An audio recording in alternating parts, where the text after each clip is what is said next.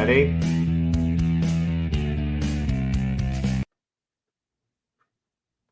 Hey everyone, hope you guys are having a good day. This is a little thing that we're trying to do called This Just In. I do it sporadically and I need to do better about it. And Pascal has told me also that I need to do more with stuff. So first thing I want to say is thank you guys for coming here. Thank you guys for the follow. My YouTube has blown up in the last 24 hours. It's just more than doubled. So I'm so appreciative of that. I want to do a recap today. I'll tell you what I want to do things on. I want to talk to you guys, obviously, about the incredibly explosive Seth Rogers interview that we had last night. I also want to talk to you guys a little bit about Caleb Harris, a little bit of updates on that, as well as Riley Strain. And there's something big that I kind of came across regarding Diddy. And then there's maybe a couple other things that I want to put in here and there. So if you are watching on TikTok, definitely feel free to jump over to YouTube, hit that subscribe button, smash it. I appreciate it because I'm going to start doing a lot more here. I also discovered today, because I did not know that I could do this because I'm still fairly new to YouTube, that I can schedule replays. And so we just did a replay right before I got on here of the interview with Seth Rogers last night. If you haven't seen it, look, it's not even about me. Go watch that interview that was done last night with Seth Rogers. That man, like I said, it's not me. It's 100% Seth. And it's one of those situations where you can't even recap what happened because every word that he said needs to be heard. Every single word that needs to be heard. Recapping it would be a great injustice to him. Okay, so please, if you haven't watched that, I will continue to restream it, and I've got a few others that I'm going to restream as well. Real quick, just some housekeeping items before we start. Tomorrow night at 7 p.m. Central Time, that is 8 p.m. Eastern, and 5 p.m. Pacific. You'll be able to watch it later. There is a case that's not been getting as much coverage as it should. You might have heard of it back in December. It's a missing trucker out of Iowa, David Schultz. We're going to have his wife on. And then I will be going out of town. So probably not so much YouTube lives while I'm gone, but I'll be back next Thursday night. I have one of the most exciting, like the interviews like we do with Seth and stuff, they're raw, they're vulnerable, and they're incredible, and they're so important. But sometimes we need to decompress from that, right? Because it's a lot of sadness, right? So there's a very, very famous case, wildly famous case, D.B. Cooper. If you don't know D.B. Cooper, just the real ultra cliff notes are in 1971, hijacked an airplane, jumped out of it, real James Bond kind of stuff, and disappeared, vanished, never was caught. It's believed that he survived. They found some money. Anyways, it's been unsolved for 50 years, more than. It's probably the greatest American case that you have ever had that people can get excited about because the guy's an anti-hero, you root for him, etc. So I'm going to have the world's foremost expert and top and lead investigator on Thursday, next Thursday at 9 p.m. And he's going to be going over the updates on that case because they are very, very close to solving this ultra famous case. And I'm very excited about that. I'm kind of geeking out. It's like my mini Roman Empire. My biggest Roman Empire is Tupac Shakur. And we're going to talk about that because might be a connection between Diddy and Tupac. And this is what I saw yesterday. So anyway, the last thing I want to do is, as I've been taught by my lovely followers on TikTok and here, is that I do a bad job promoting anything I do. So guys, I have a podcast. I should be scrolling it. This is how bad I am. I have a podcast. Podcast called 50 Words for Murder. I have a merch store. I also have written 2 books, and I've got a third one I'm about to start. So any of those things, if you're interested in ordering them, any books that you buy directly from me, meaning through my website or through the TikTok shop, which TikTok shop, if you're on TikTok, oftentimes will give you a discount. I think some people have gotten like the soft cover version as low as $3. But I have 2 books. One is called, I will show it to you. The first one that is out. My website, by the way, is JustInOnTikTok.com. So I'll get them a shameless promotion, then we're going to get into it. This is a book that I wrote. It's called Boundaries. And the reason that I wrote this, just a real quick, brief synopsis on it, is there wasn't a resource like it. My daughter is 4.5 years old. When she was about almost 4, she asked me why she never met my mom. My mom and I have been in no contact for 5 years. And I didn't have a good answer for her. I looked for a resource, found out that one didn't exist, but also found out that 26% of millennials and Gen Z are no contact with a parent. That number goes higher. When you're talking about Gen X, that number goes even higher when you're talking about extended family. So what this book does is it allows you to explain to your family in a way, or your kids in a way that's easy for them to understand why you're no contact. It doesn't vilify the person, and then goes on to teaching the importance of boundaries, which helps with self-confidence, autonomy, bodily autonomy, et cetera, et cetera. So if you want to order that, just on TikTok.com or TikTok Shop, you can get it there. The other one, which is coming out soon, I promise I'll get to the stuff in a second, because I know I'm told, guys, I'm doing what I'm told to do here. I'm told to promote myself because I'm not good enough to do it. This is the next one. This one is coming out. It will be out the end of the month. I actually expect to get the first soft copies of it around the week of the 22nd, and the hard copies probably a week or two later. Surprises are okay. Secrets are not.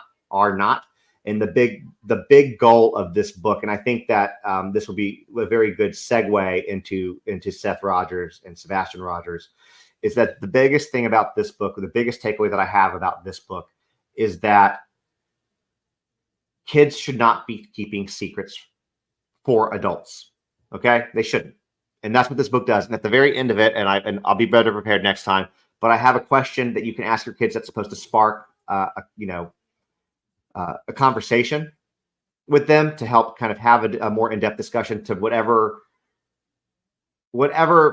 specific things you want to go into with them, depending on age, obviously appropriateness. And then after that page, there are 10 additional things that kids should never keep secrets from, whether they're adults or kids. So that's the goal of this book. This one's available for pre-order only on my website, justinontiktok.com. So you can do that there. And lastly, like I said, merch store. If you're on that same page, you scroll down to my links, you'll see a merch store. We have some Airbnbs in Pigeon Forge, Gatlinburg, if anybody's ever interested in those.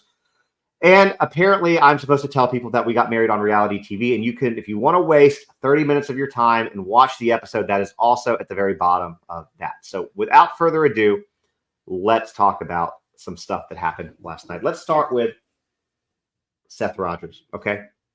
And Sebastian Rogers. Holy cow, right? Like when he dropped the bombshell of what had happened to Sebastian, my jaw was on the floor, y'all. It was on the floor. Y'all couldn't see me because it was on solo cam. I did not expect that. He had not communicated that to me prior.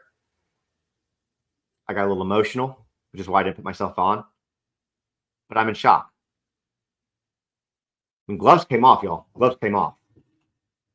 Later in the interview, he called out Chris Proudfoot. He called out anybody who's messing with him. And I'm happy. My heart breaks for Seth Rogers. And one thing that I wanted to kind of bring up, since we're not on that live anymore, for those of y'all who watch it, again, if you haven't watched it yet, please go watch it. Like I said, every word of his needs to be heard. It truly was incredible. His voice needs to be heard. It really does. But the gloves came off with him on that. But one of the things I asked him about was the medication, right? And I want to tell y'all why I asked that question. I asked it for a couple of reasons, and I mentioned a couple of the reasons on there. One is the fact that Chris made a big deal about it being a HIPAA issue. Okay. And it's not a HIPAA issue. It's not a HIPAA issue. And so I want to do that. The other thing is because people should know that if you have a child who is off of their medications and they need those medications,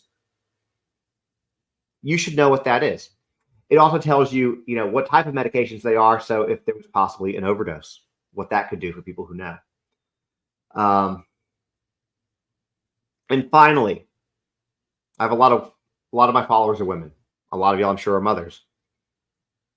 I know that it's getting better than it used to be, but how many dads know exactly what type of medications their kids are on? He knew in detail. And I think that that's important for a lot of reasons.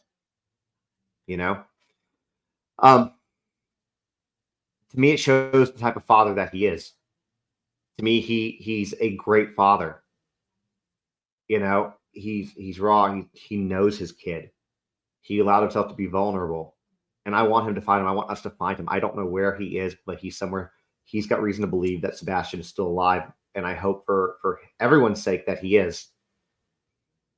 But he dropped some bombshells on that.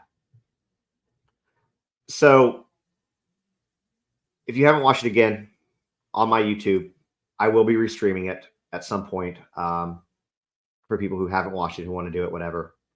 But he's a good dad, y'all, and what he needs to it. And I expressed this a lot last night on the live, on the video. He needs help. The one thing that he asked for more than anything was eyes. He doesn't want money, food, whatever, doesn't care about. He wants eyes, looking for his child. If you are in Hendersonville, if you are in Nashville, if you are in Gallatin, if you are in Cookeville, Crossville, Cross Plains, anywhere in the surrounding area, and you can donate just 30 minutes, an hour, 2 hours of your time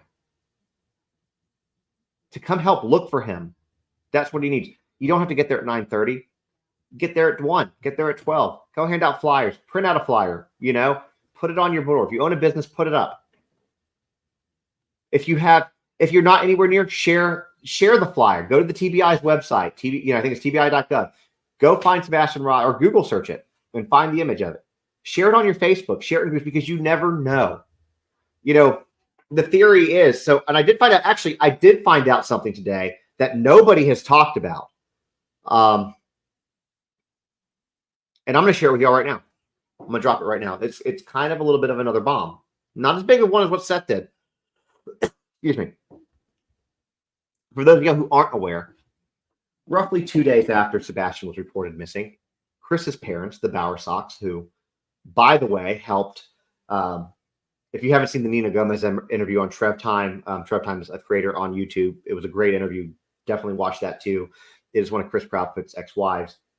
And I think that it's pertinent, especially with what I'm sharing now. But his parents are willing to do pretty much anything for him, at least what it seems. And I'm not implicating anybody in this. I don't want to get sued. I'm not accusing. I'm not implicating. I'm just saying this is something that makes you go, Okay. They went to Alaska. Some of y'all know that. What y'all might not know is they did it in a motorhome, a camper. Okay.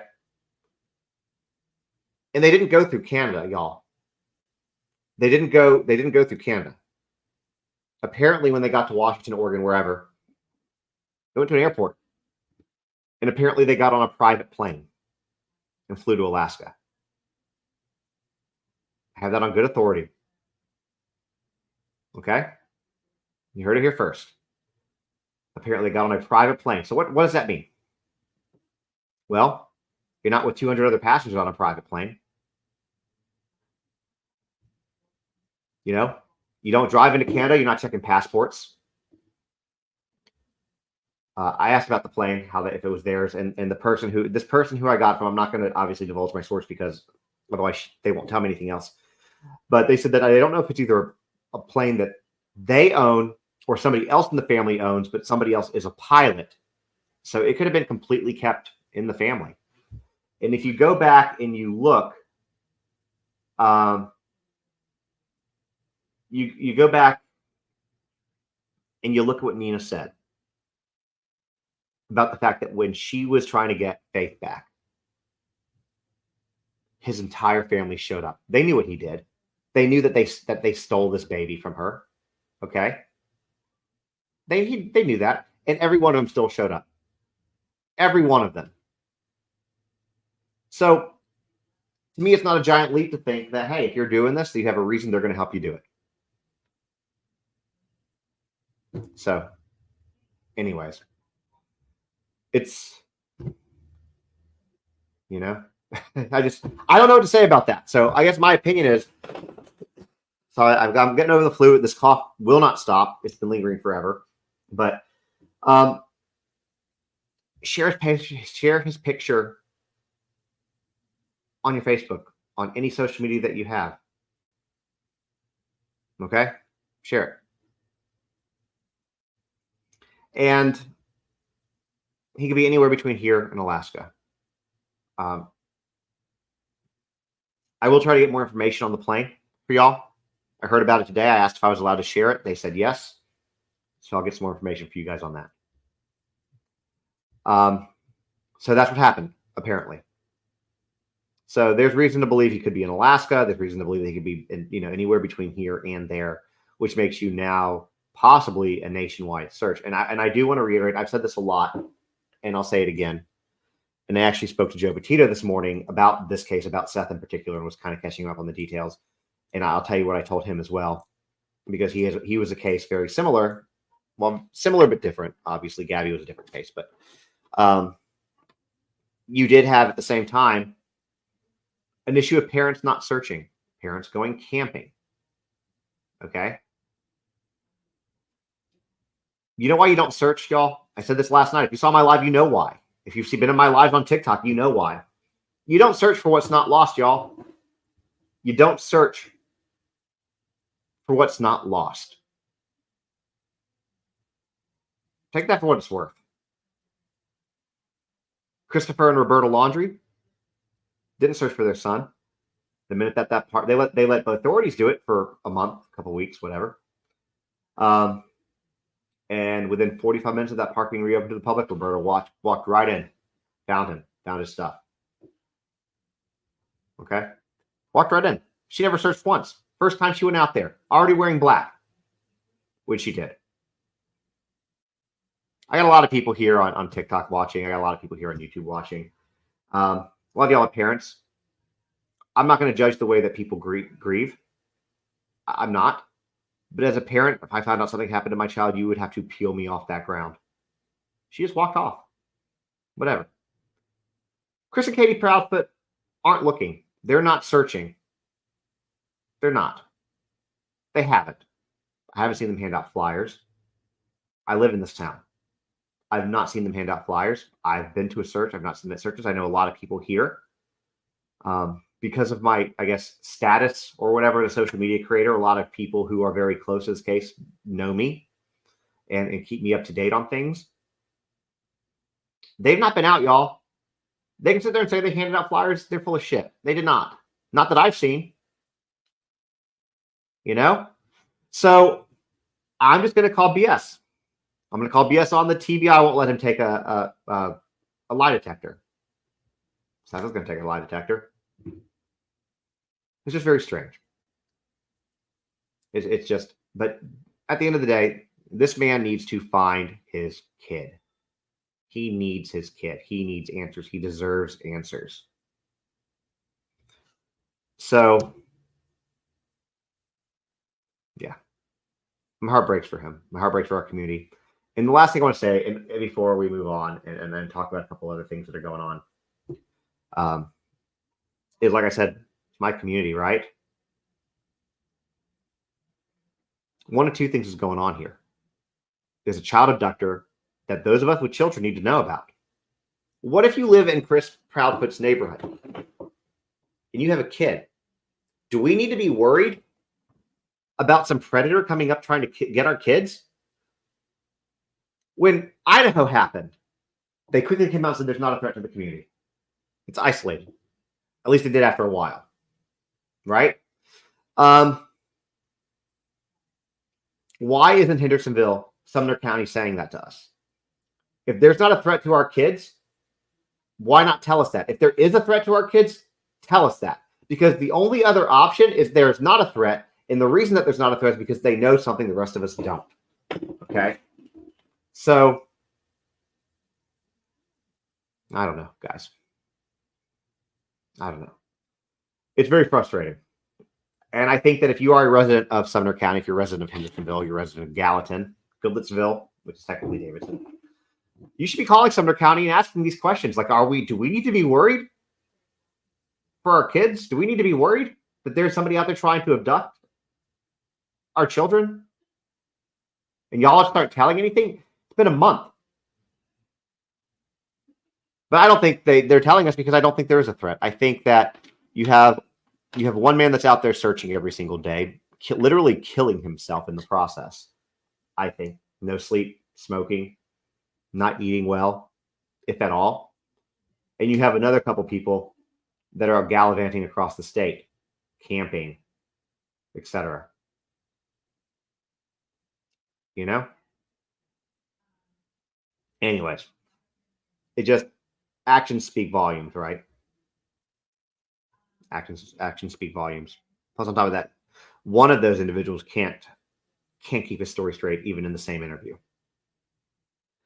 The last thing that I kind of want to say about this part, again, and watch it, that I think is really pertinent for people to understand, especially if you have not seen the Nina Gomez interview yet, is that when you listen to Nina talk and you listen to Seth talk and you listen to what Chris Proudfoot has admitted and you listen to the accusations, they're all very similar. The accusations that were thrown against Nina are very similar to the accusations, in a manner of speaking, that were thrown against Seth. They're written in the same font, y'all. They're written in the same font. Okay? Why? One of the questions that I asked, and I didn't say this on the live last night, one of the questions that I asked Seth before we did this interview when he was telling me about the charges, because one thing that I'll tell you what I said to him. I'm a very transparent person. I'm going to tell you what I said to him specifically. What I said to him was, look, the internet is beating you up ever since this Cajun Navy ordeal, ever since these documents were leaked. Okay? They've been beating you up. What I want to do is I want people to hear it straight from you. I want to clear up some of the things that are out there so people can't keep saying these things about you. And I was like, I don't really want to talk too much about the Proudfoots. I don't want to talk about yours and Katie's divorce, but I want to talk about this. Okay? And obviously it was okay with it. But one of the questions that I asked him was, before the police were called on you, okay, was Katie already dating Chris? He didn't know, which means it's possible, because the same crap that he pulled with Nina, he kind of, she kind of pulled with him. He charges Nina, he accuses Nina of abuse. She accuses and charges him for abuse. It's the same font, y'all. It's the same thing. It's the same thing. Just let that sink in, though, for a little bit. I believe him. That man was vulnerable. He was raw. Anyways, my heart breaks him. Y'all, I got off this live. I went live on TikTok for a little while. Was on later than I should be. And I just couldn't sleep last night. I got maybe 4 hours last night because this just weighed so heavily on this one. He's a good man. He's a good dad. And that's what I want to say. I believe him. But there are other people that we need to talk about too. And so, as I said, I want to talk about Sebastian Rogers and Seth. I want to talk about Caleb Harris. I want to talk about something interesting with Riley Strain and something with Diddy. So let's go with Riley first. Okay? Let's go with Riley first. Riley Strain, y'all. Some of this stuff you know, some of this stuff you might not know. One of these things I need to make a video on, like ASAP, like as soon as I get off this live. So, Riley Strain was found in the Cumberland River next to a barge, without pants, without jeans, without boots. Y'all know that. But apparently that night he was wearing his favorite belt. Apparently the shirt that he was wearing didn't even belong to him. He was borrowing it. I learned that too. But he was wearing his favorite belt. Now, Riley Strain is thin. He's very tall. He's lanky. Boots are made to fit tight. Who here's got to get wet denim off? Okay? You got a belt on. You got wet denim. You got leather boots. Okay? But the boxers are still on. The Current ripped off wet denim, leather boots, but left a pair of boxer shorts on. I'm not saying that, I'm not, again, not making accusations. I'm just saying there are things that make you go, huh, that's interesting. That's really interesting. The other things I want to talk about is this. Before I tell you something that's very, very, very interesting, is that when I made videos on TikTok about this, but I don't think I've talked about it here on YouTube. In fact, I'm sure I haven't. is that I got a message because I've been going after the fraternity. I've been going after Delta Chi. I'm not accusing Delta Chi of anything nefarious.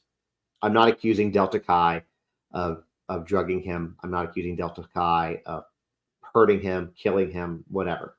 Okay. Honestly, as a guy, I don't even accuse Delta Chi of not going with him when he left the bar. And the reason for that is, men think very different than women. And I'll just call it what it is. It's male privilege, right? We don't have to worry about where we're at. We don't have to look around. We don't have to carry keys in our hands when we're walking to our car. I'm not saying that it's right. I'm just saying that it's not something that we worry about. When I was in college, I can't tell you how many times I got drunk and said to my friends, I'm going home. And I would walk a mile or two home because I just wanted to walk and wandered off. And my friends didn't care, right? I mean, didn't mean they didn't love me. Didn't mean that they wouldn't look for me. They just didn't care. They're like, okay, we're going to party, whatever. That's just how guys are. So I don't even blame them for that. In fact, actually, one time, one of my friends' name is Evan. He got drunk, walked through a bar, fell into a ditch while he was walking home from the bar, and was there for 24 hours before anybody found him. Okay. So I'm just saying that to me is not even a big deal. But what is a big deal to me is the fact that they didn't search for him. But I got a message from a girl who said that she was down here with the guys, the 200 Delta Chis that were down here for this spring formal. And I'm sure that there were girls, women with them, young women with them too. And she reaches out to me and she says, hey, all the stuff about accusing the fraternity, blah, blah, blah. We went and searched for him till 5 a.m. We went and searched for him till 5 a.m. And I messaged her back and I said, look, what you're telling me doesn't help you. What you're telling me doesn't help you even a little bit, because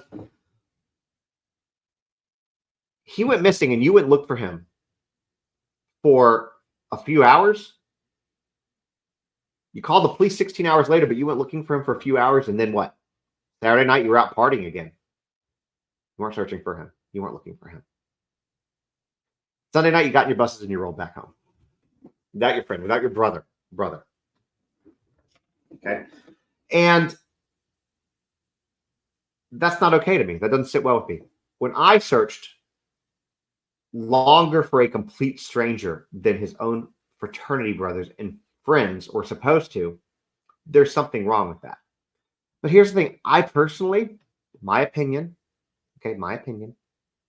don't believe that they searched even for the 5 hours.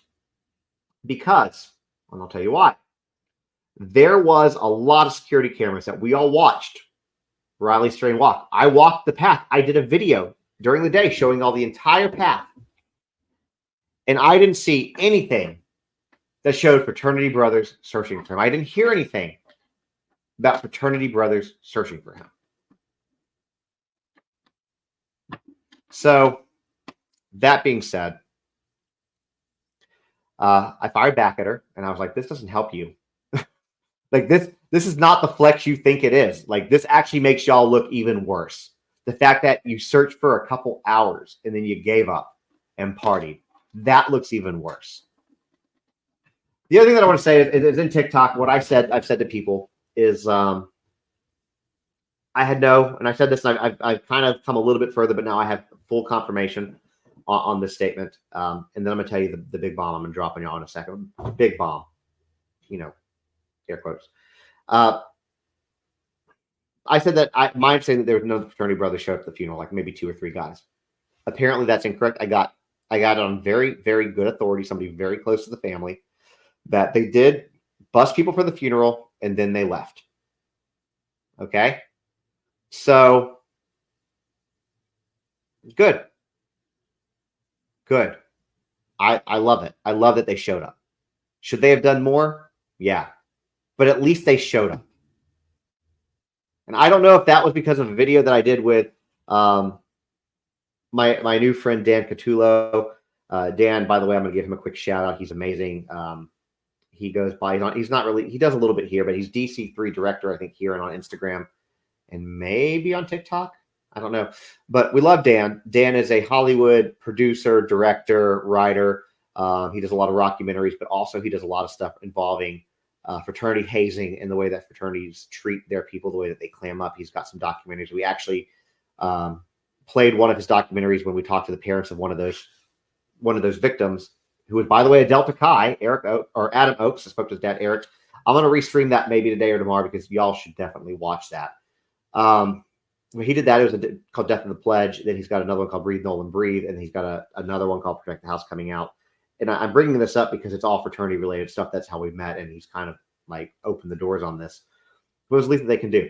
But we had a conversation one night. And I was talking about, I did a video like, you guys need to go to the funeral. Y'all need to go to the funeral. It's the least you can do.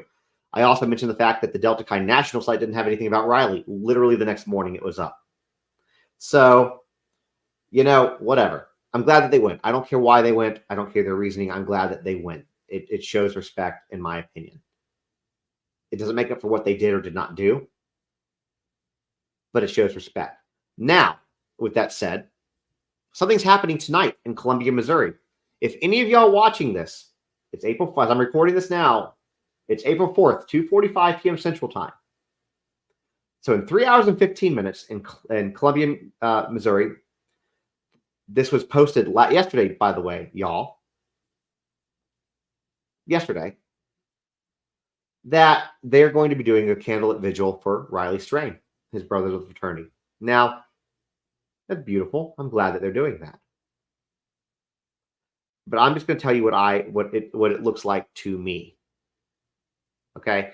To me, what it looks like is a last-minute afterthought that we're just going to try to do this as a PR stunt. We want to look good. We look like shit. Social media is blowing us up. So let's do this candlelit vigil after the funeral, after he's buried, after we didn't help search for him.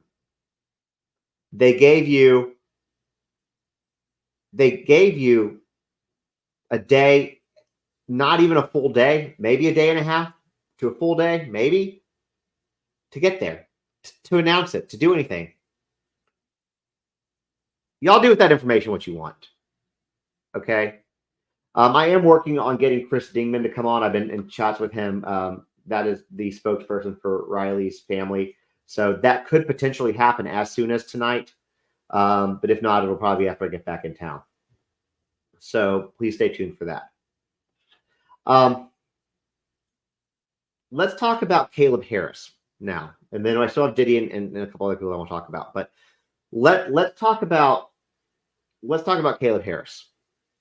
I am going to definitely restream this today. I'm also, by the way, real quick, for anybody who doesn't have time to sit and watch an hour and a half interview with Seth Rogers, after I get off this live, I'm going to get it rolled over to my podcast so you guys can have the audio, take it with you when you go.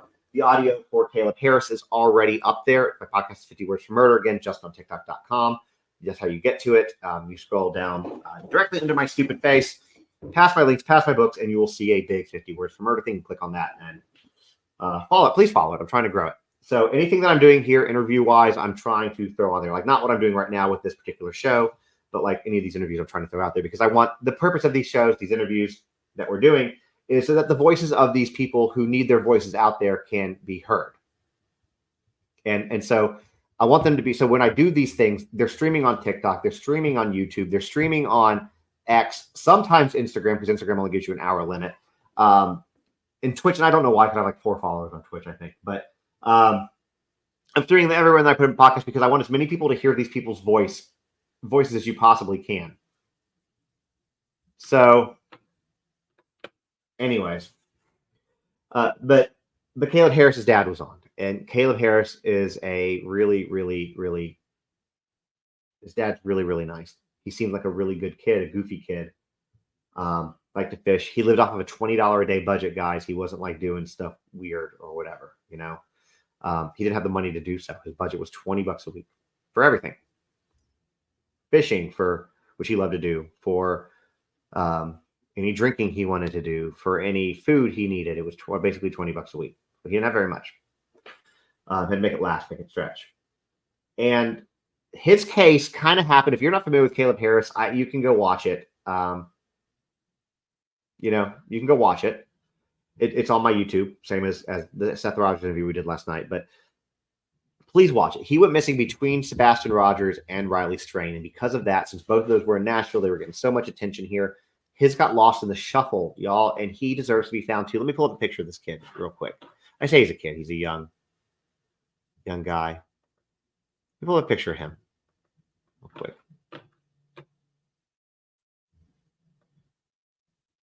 If I can get this pulled up here for y'all to see it. That is Caleb Harris. I think this reward's increased, by the way. And you want to know somebody who needs eyes? They got like 4 people out there to help look for him.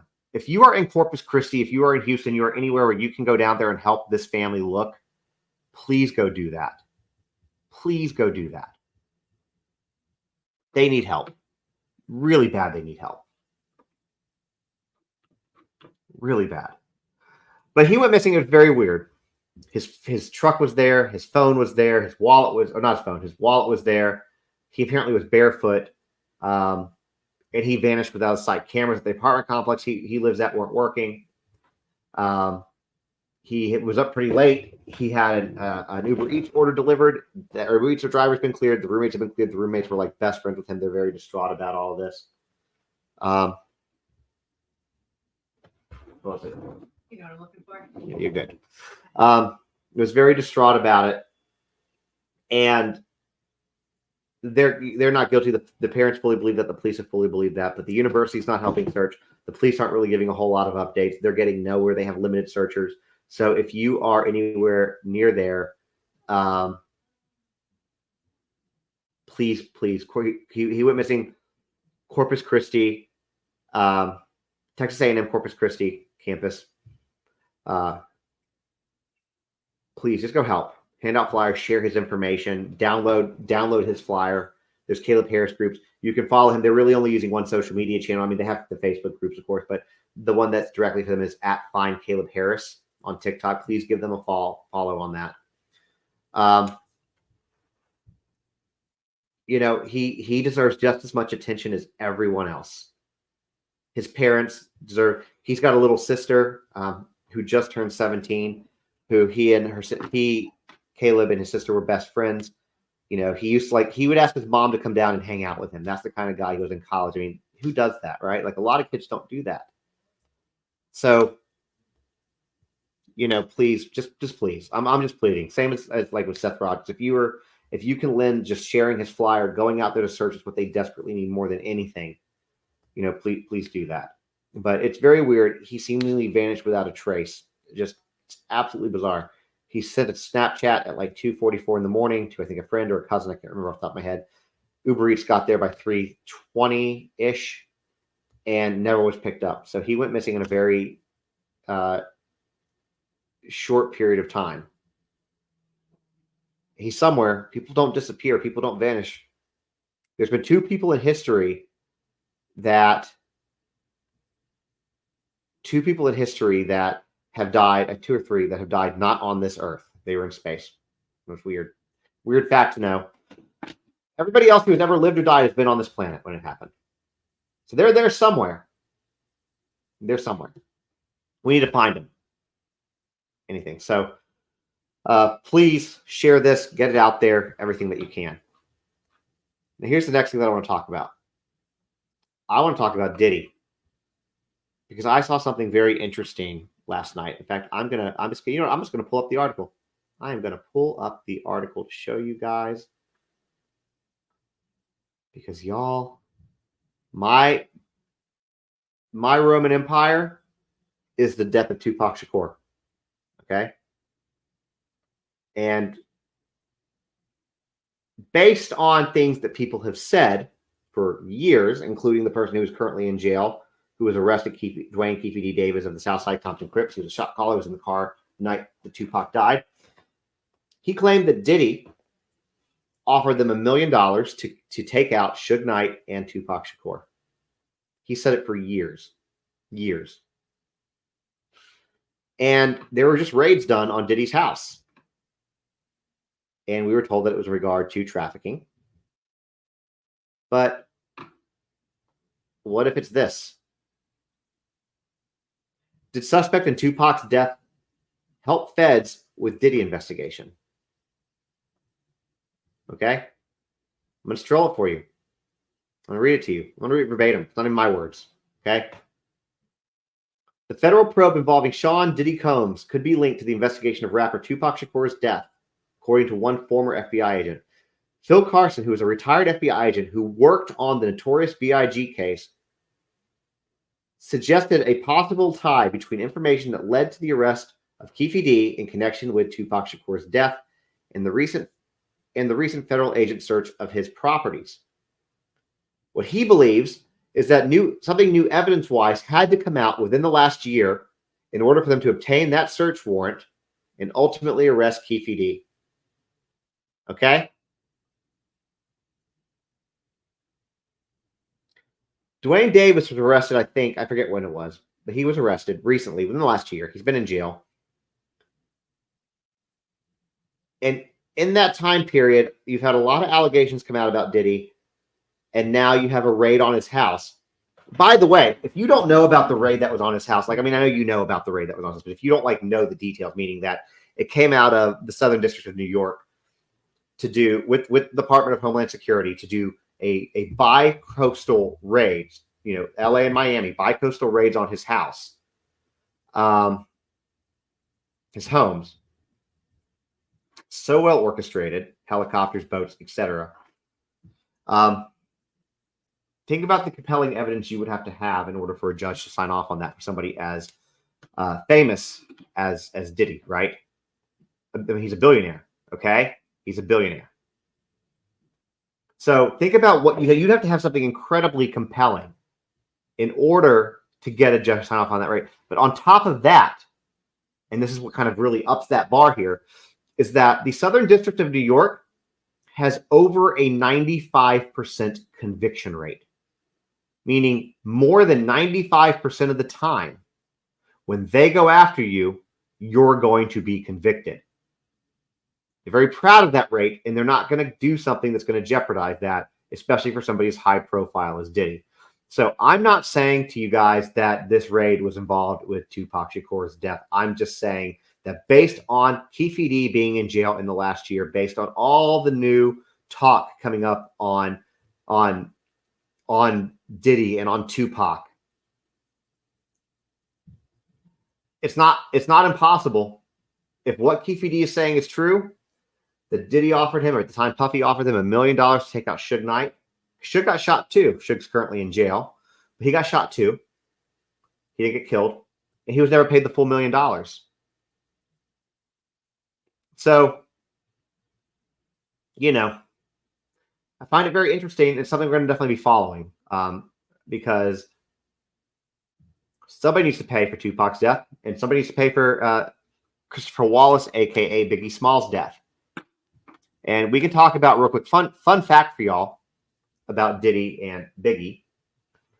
When Biggie died, he was signed to Bad Boy Records, which Puffy had, Sean Combs had, and he wasted no time getting I'll Be Missing You out. He wasted no time getting that out with the doves and the white suit. But you know what he forgot to do in his time? Some of y'all know this.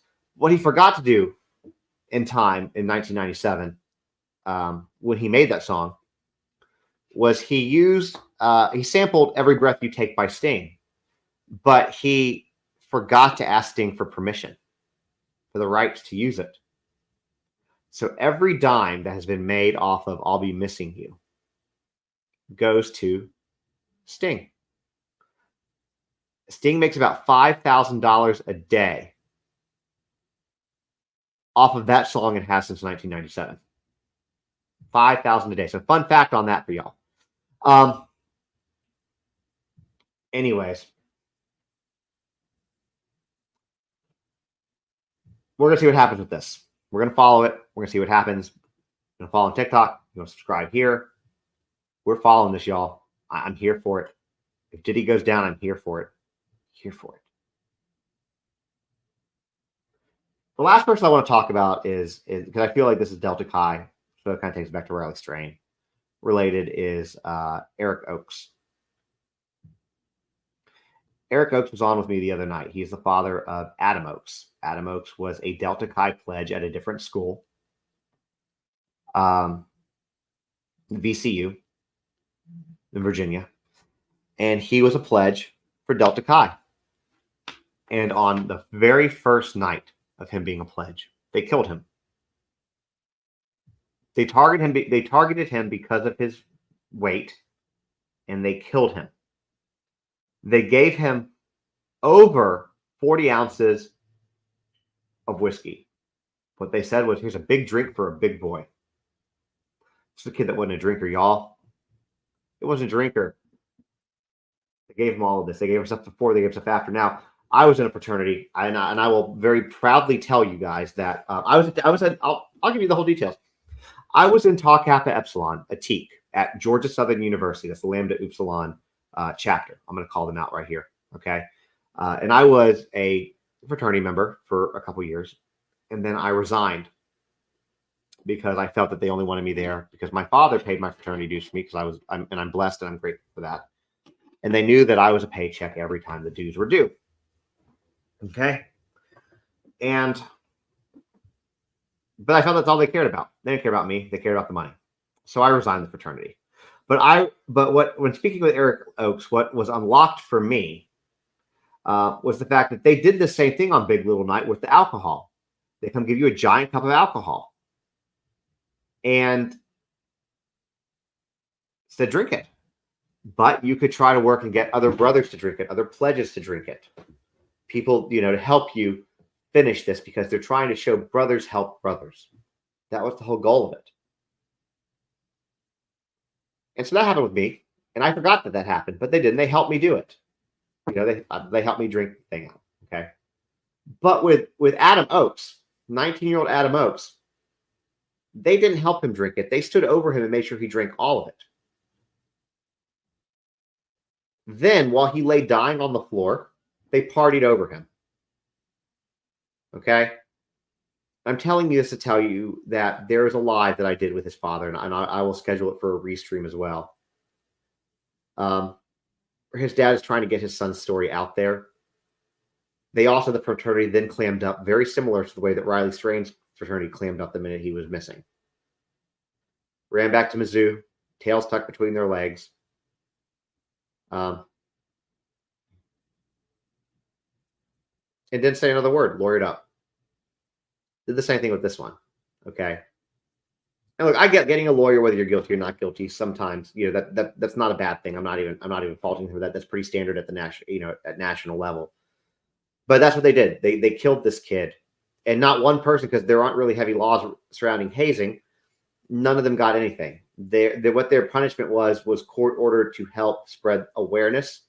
And here's what I will say, because I think that credit's good. Give credit where credit is due. Out of the three people who were three of the people who were found guilty that night, they were forced to do seminars on education, seminars on fraternities, Greek life, drinking, etc., at schools. Once the court mandated sentence was up, two of them stopped, and one of them, the former president or preetness of that fraternity, kept doing it. So I will commend him for that, because he's still to this day working with them, with the Love Like Adam Foundation. Eric Oakes is one of the sweetest men I've ever met. His mom has not been good. It was their only child. He was their miracle baby. They struggled with fertility. I'm not telling you anything that he didn't share already. Struggled with fertility.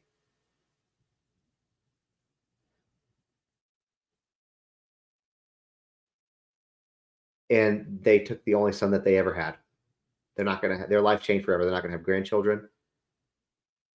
It was so sad. And one thing that I want to do, and I want to do this for Riley Strain too. So this is just a preview of what is to come in the next week or two or three. Riley Strain was also an only child. Adam Oakes was an only child. These moms have Mother's Day coming up, and I would imagine it's going to be the first Mother's Day for Riley's mom. And I know it's going to be very difficult. For Adam Oakes' family, the mom is really not okay. It's really not okay.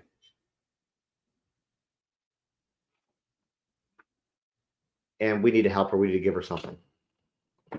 So please go watch that. Please, just like you listen to Seth's voice, please go listen to Eric Oakes' voice, y'all. Please. Seriously. Somebody said something in here talking about fraternities, and I want to pin this comment, and I want you to reach out to me. If you don't mind, you can have them reach out to me. A fraternity took my friend's son, put him in a garage drunk, without water, and took his phone. It took him 2 days to find him. That should be criminal. If you would like to have somebody, either his family or him, reach out to me through my email address, you can contact me through the link. Well, I'm saying with my bio, I'm pointing it up there, but JustInOnTikTok.com. There is somebody I would like to put him in touch with who does a lot of work at the same person I was talking about earlier, Dan Catullo, and for the documentaries and stuff he does. If he's interested, I would love to have that conversation with him and share his story. So, anyways, that's what we want to do. So I appreciate everything. The growth of this platform has been, I'm just amazed. I've not really ever. I got 1 point. For those of y'all who are here new on YouTube, I have 1.3 million followers on TikTok, and I really have done a terrible job at growing my YouTube. And overnight, I have more than doubled. And so I'm really grateful to you guys for that. I appreciate that you guys find value in what I'm saying, and mostly I appreciate you guys adding more people to a platform, because my thing. My followers on TikTok know this, but for those of y'all who are new on TikTok or new here, because TikTok's streaming right here. For those of y'all who are new here, I was given a platform. I accidentally got this platform. Okay, I wasn't looking to blow up on TikTok. It accidentally happened. My content started out as narcissistic family. Then I got involved in the Gabby Petito case. I flew a couple. We, meaning myself and my followers, flew a couple aerial banners around the Laundrie's house, and then we just we've kind of gone big ever since. And I feel like with getting into the true crime current event space, that it's one of those things where we should lend our platforms to people who need it, for people who need to amplify their voice. Seth Rogers needs to amplify his voice to anybody who will listen to it. And I was honored and privileged that he gave me the ability to do that. Same thing with Eric Oakes and his son, Adam. We spoke to somebody the other day for a cold case, 20-year-old cold case. And her story was amazing too. Jennifer and Adriana Wicks out of Tennessee, more missing people out of Tennessee. She deserves to have her voice heard. All these people deserve to hear their voice, and without y'all listening to it, it doesn't go anywhere. So, I appreciate y'all. I'm not doing anything other than giving people the space. What happened last night with Seth was completely unsuspected to me, and it wasn't me. It was all Seth. It was all Seth. So, somebody said, please remember that after the first year, because everyone forgets after the first year. I've been pretty big on TikTok for about 3 years now, and we don't forget that. In fact, it makes it even more passionate to do that. Because you should. It's just the right thing to do, right? Raging Cajun said something I want to pin up real quick. She's right. For anybody that wants to help but isn't local, you can call in the Delta Chi. And I do say this too. Calling the Delta Chi fraternity at the national level. Go to deltachI.org. At the national level can make a difference. Bombard them with phone calls. Do it. Bombard them. Right? Light them up. Because the guy who's the CEO, his name is Carl, I sent him an email inviting him to come on and discuss after Riley, after Adam Oakes, Eric Oakes. Like, let's discuss, what can we do to affect some change? Met with crickets. And I told him, I said, if you meet this with silence or you decide to decline, I'll tell the followers that. So we did, and I did. Light them up, y'all. Light up Delta Chi at the national level. They're based out of Indianapolis. They have a phone number. They have email addresses. Blow it up. Y'all, do it. I mean, we got 840 on TikTok, 400 here. That's 1,000 people, plus other platforms, plus the people who will watch this later. Send an email. Make a phone call. Annoy them. Because this kind of stuff's got to change. One day it could be one of our kids. And it can't change. It's barbaric and it's archaic. So, anyways, I want to come on and catch you guys up with all of this stuff. I really did. Again, as a shameless plug, I did write 2 books. If you want to support the channel, obviously you can do that. You can become a subscriber on TikTok. You get access to a subscriber only Discord, and we do typically weekly sub lives only, but this week's been crazy. I haven't done it yet. But you can buy this book, Boundaries, you know, on, I'll take this down. You can buy Boundaries on TikTok Shop, hardcover, softcover, or on my website, justontiktok.com. I will sign it. I can personalize it if you let me know that you need it personalized. And it gets shipped out pretty quick. And I have another book coming out, Surprise RK, Secrets or Not. And then I'm working on a third one. And the Surprise RK, Secrets or Not can be pre-ordered from my website for anybody who's interested. And I do want to say something. I just see a couple of things. I'm trying to learn from Pascal a little bit. So we got a new member, Low 12. Thank you for membership. And Sleuths Investigate. Thank you. I guess it's a super chat. I'm still learning the lingo, but thank you for that as well. I appreciate you. And I want to bring up the fact that you said listen to the song Kill Shot by Eminem. Yes, he does. I think the line is like something like, you know, I'll maybe he'll take it back if he puts. Oh my god, I'm gonna Google it because now it's gonna kill me. Like the day that you admit that, you know, Diddy put out the shot that got Pac killed, something like that is what it said.